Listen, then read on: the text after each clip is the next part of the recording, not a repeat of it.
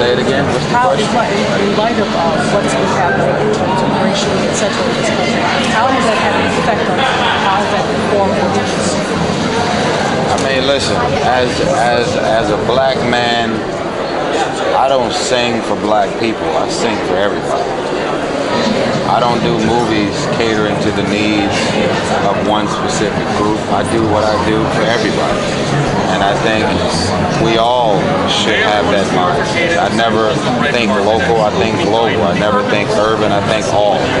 And, you know, I think tall people shouldn't play tall. You're already tall. I'm every bit of a black man. I'm going to be black for the rest of my life. I'm never going to change. I'm not doing any, I'm not going to change my skin color. It ain't going to happen. I'm proud, I'm authentically me. And so what I do for the rest of my life, black people will always show up to support it. And I don't take any of that love for granted. But now it's about saying, what is the biggest, the greater, and most significant stage and platform that you can take your gifts and talents and the art and whatever you're creating and have it to reach the maximum amount of people? And there's many forms of racism. There's people that will stop certain, you know, African Americans from being on their TV shows or being played at their radio stations, whatever the case may be. And so that's the constant fight, chipping away at that tree of racism so that it can be about what's good and what's not good. I would rather you say, we're not going to play your music because it's not good, than to have it to be number one and then you decide to not play it. Well, if it's number one over here, it's for sure be number one on that side. That's the way I rock. Thank you. Thank you. So Tyrese, I feel like you're in your creative element right now. I know I saw a video of you on the train for your single. I saw you on the bus. What's that all about? Like, are you just trying to be different with everything, trying to get the masses to know more about what you're doing?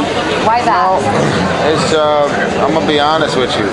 I never sat down and said, well, I'm going to promote this album different.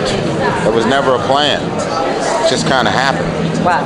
I have no pride and no ego. Wow. If somebody said, if you want a #1 album, get on the floor right now while all these cameras is rolling and start screaming to the top of your lung for 20 minutes straight, I would do it. A different album. Period. I just think right now we're amongst a generation of people that's got a lot of pride and ego, and they don't want to come off thirsty. They don't want to come off desperate. I am desperate to win. I am thirsty to keep my daughter in private school and to keep my home life and lifestyle. And I don't care what you think of me. I'm going to get it. And if you get in my way, I'm going to run you over. That's the way I rock. That makes sense. So can you tell me more about the film Shame and why it's so important to have it out now? Especially for millennials, because I feel like a lot of millennials aren't too into what's going on with them. What's going on? Well, you know, listen, this Shame short film is it's going to shock a lot of people. Because I feel like we have the power of perception. And there's a lot of perceptions out there of me. And when people see this side of me, they're going to be like, I don't even know what the hell I just seen, what's going on. And I just think for me, when I think about actors, when I think about the Martin Scorsese's, the Lee Daniels, the Clint Eastwoods, the Steven Spielbergs, you know, there's a group of directors and filmmakers, and they have people that they normally go to in order for them to deliver the type of performances that they want. And I don't feel like I'm on their list. Yeah. So you know what? Put yourself on that list. I'm gonna fix that. All right. I'm not gonna be one of them people running around here bitter and mad and ain't nobody calling me for them intense, dark, dramatic roles. I've created a perception that I'm a box office star. And I do movies with 3D and special effects and all that other shit, but guess what? It's a new day. And I'm gonna change it. Alrighty. Tyrese, what does Ali mean to you today? Ali, he's my hero. He will always be my hero. There's nobody else in the world that'll ever be associated to dealing with the highest level of racism and discrimination, smiling and enjoying his damn life and being the champion in the midst of it all. He was he defined being the people's champion.